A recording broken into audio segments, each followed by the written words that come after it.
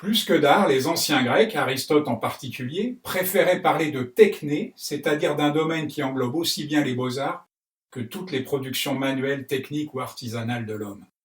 Fabuleux grec, qui d'un seul mot nous disait que le propre de l'homme créateur, sa finalité en quelque sorte, est de produire un objet dont il est le principe essentiel et qui ne peut être défini que par rapport à lui.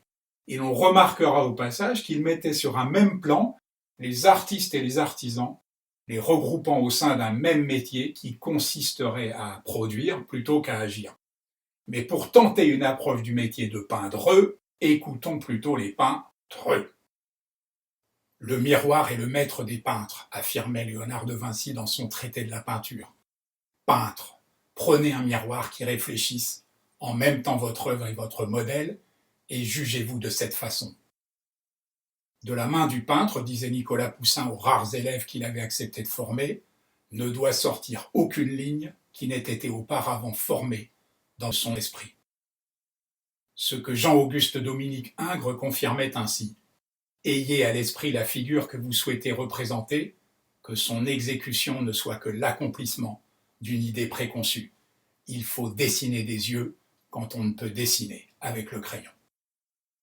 Pour Auguste Renoir, pourtant connu pour avoir produit près de 4000 tableaux en 60 ans, il faut flâner et rêver, c'est quand on ne fait rien qu'on travaille le mieux. La fonction principale d'un être humain est de vivre. Tout doit se passer en vous, disait Nicolas de Staël. C'est avec le besoin intérieur, intime, qu'il faut dessiner, et ce n'est que comme cela que vous pourrez faire du bon dessin, de la bonne peinture.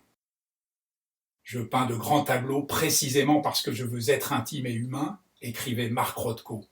Peindre un petit tableau, c'est être dehors. Peindre un grand tableau, c'est être dedans. Francis Picabia ironisait de son côté. La peinture pour moi réside dans le plaisir de l'invention. Ce qui me ferait le plus plaisir, ce serait de pouvoir inventer sans peindre. Vincent van Gogh avait pris lui le parti de ne plus commencer un tableau au fusain. Il faut attaquer le dessin à la peinture même, disait-il. Les maîtres hollandais ont commencé, continué et fini leur tableau au pinceau. Pour Picasso, le travail devait demeurer invisible. Je voudrais arriver, disait-il, à ce qu'on ne voit pas comment mon tableau a été fait. Quel intérêt!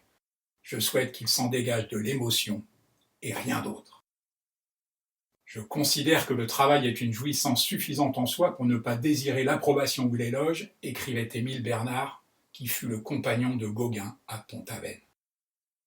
Le peintre nouveau doit être un créateur, disait Egon Schiele. Il doit être capable de bâtir complètement seul ses propres fondations sans se reposer sur le passé ni sur la tradition. Le peintre doit tout inventer, renchérissait Anthony Tapiès. Il doit se lancer à corps perdu dans l'inconnu en rejetant tout préjugé, y compris l'étude des techniques et l'emploi des matériaux traditionnels.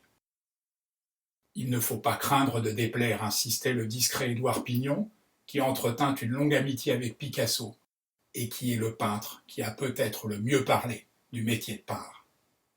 Dans son essai « La quête de la réalité », Édouard Pignon nous bouleverse avec des mots simples, des mots d'ouvrier.